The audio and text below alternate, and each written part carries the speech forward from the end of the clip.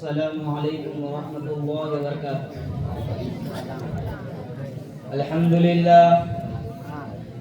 للہ رب العالمین والعاقبۃ للمتقین والصلاة والسلام علی رسولہ الکریم اما بعد، قال اللہ تعالی فی القرآن المجید والفرقان الحمید، اعوذ باللہ من الشیطان الرجیم، بسم اللہ الرحمن الرحیم، لا اکراہ فی الدین قد تبین الرشد من الغی۔ محترم حضرات، سامعین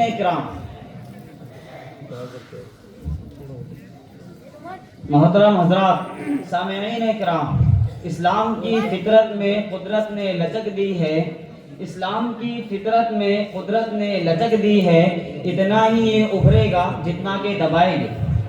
آج اسلام دشمن طاقتوں کی طرف سے یہ اعتراض بڑے زور و شور کے ساتھ اٹھایا جا رہا ہے کہ اسلام اپنی بلند تعلیمات نہیں، اپنی طاقت کے بلبوتے پر دنیا میں پھیلا۔ اسلام کی یہ حیرت انگیز اشاعت اور دنیا کے کونے کونے میں اتنی سرعت کے ساتھ پھیل جانے کا راز یہ ہے کہ مسلمانوں نے اسلام پھیلانے کے لیے تلوار کا استعمال کیا، زور و زبردستی سے اپنا کلمہ پڑھوایا۔ یہ اعتراض جتنے شد و مت کے ساتھ اٹھایا جا رہا ہے، حقیقت یہ ہے کہ اتنا ہی بے وقعت اور کمزور ہے۔ کوئی معمولی سمجھ رکھنے والا انسان بھی اگر اسلامی تاریخ کا مطالعہ کرے تو اسے بھی اس کے غلط ٹھہرانے میں کوئی تعامل نہیں ہوگا۔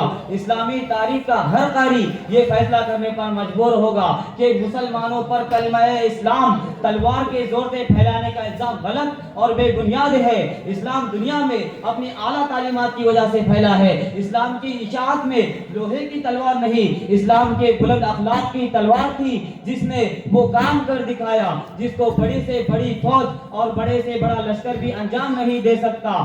قرآن شریف میں صاف طور سے یہ اعلان کر دیا گیا ہے، لا اکراہ فی الدین، دین کے معاملے میں کوئی زبردستی اور جبر نہیں ہے۔ قرآن نے یہ بھی واضح طور پر کہہ دیا ہے کہ جس کا جی چاہے ایمان کی دولت سے مالا مال ہو اور جس کا جی چاہے کفر و شرک کی تاریکیوں میں بھٹکتا پھرے۔ اسلام کسی کے اوپر جبر و اکراہ کر کے اپنا کلمہ پڑھوانے کے حق میں نہیں ہے۔ آئیے اشاعت اسلام کی ابتدائی تاریخ کا مطالعہ کریں تاکہ یہ بات کھل کر سامنے آ سکے کہ اسلام دنیا میں کیسے پھیلا اور اس کی اشاعت تلوار کے استعمال کا نتیجہ تھی یا اس کے بلند تعلیمات کے فیوز و برکات تھے جنہوں نے ساری دنیا کو مجبور کر دیا کہ وہ اسلام کے دامن میں پناہ لے۔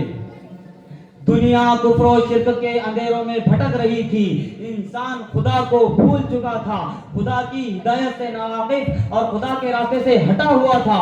ظلم اور زیادتی ہر طرف عام تھی، جرم کو جرم اور گناہ کو گناہ سمجھنے کا احساس تک ختم ہو چکا تھا۔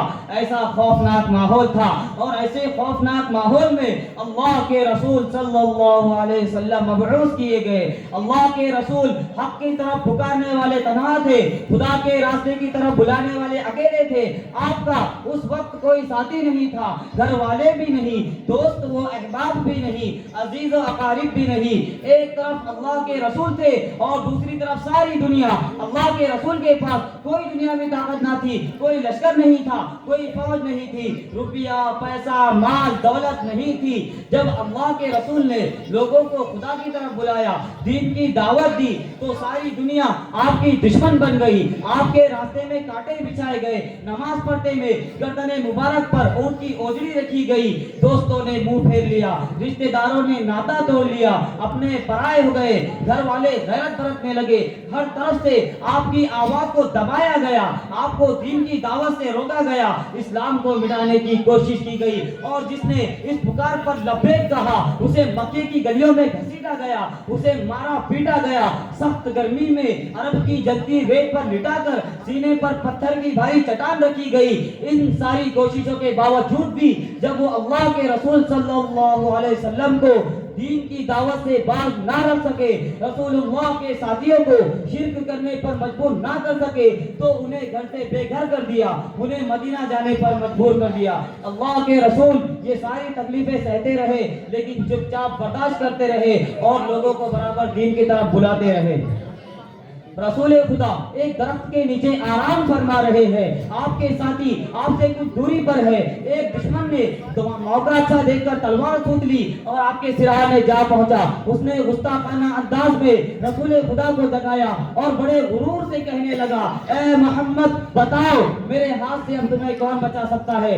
अल्लाह रसूल खुदा सल्लल्लाहु अलैहि वसल्लम की जबान से एक सादा मगर पुरअसर लफ्ज निकल आया।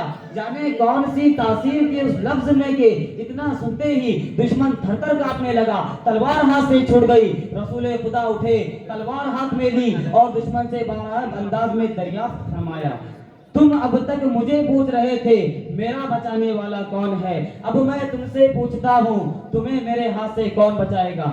दुश्मन का ईमान खुदा पर नहीं था, उसने जवाब दिया, आप ही बचा सकते हैं, अगर आप मुझ पर रहम ना फरमाए तो मुझे कोई नहीं बचा सकता।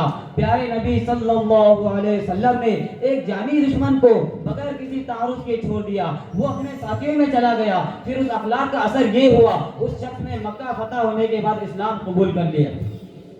मक्का फतह हो चुका है, सहने मक्का में सारे मक्के के लोग जमा है, वो सभी जिन्होंने रसूल खुदा को और रसूल खुदा के साथियों को तरह तरह की तकलीफें पहुंचाई थी, रसूल खुदा की राह में कांटे बिछाए थे, उनमें वो अबू सुफियान भी थे जिन्होंने जंगे बद्र के बाद से अब तक पैदल पे मदीना मुनव्वरा पर हमला किया था। वो हिंदा भी थी जिसने आपके प्यारे चचा हजरत हमजा रज़ियल्लाहु ताला अन्हु के नाक कान काट कर गले का हार बनाया था। वो वहशी भी आपके काबू में था जिसने आपके प्यारे चचा के खून में हाथ रंगे थे। सारे दुश्मन आपके सामने बेबस और मुजरिमों की तरह खड़े थे, आप उनसे हर एक जुल्म का बदला ले सकते थे, गिन गिन कर हर जुल्म की सजा दे सकते थे, लेकिन ये आपका बेइंतहा अफ़्व करम था, रहमत थी कि आपने यह ऐलान फरमाया, ला तज़रीबा अलैकुमुल यौम इज़हबू व अंतुम तुलक़ा, आज तुम पर कोई सरजनिश नहीं, जाओ तुम सब आजाद हो। फिर ये माफी का ऐलान इतना आम होता है,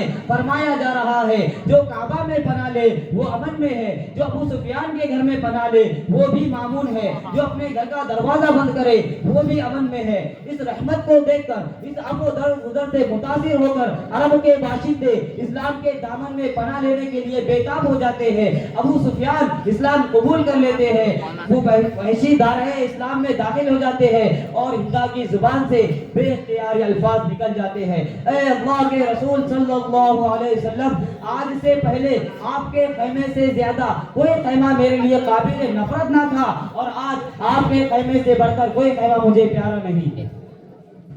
खलीफा वक्त अली रज़ियल्लाहु ताला अन्हु बाजार से गुजर रहे हैं, उनकी नजर एक यहूदी पर पड़ी जो एक ज़रा बेच रहा था।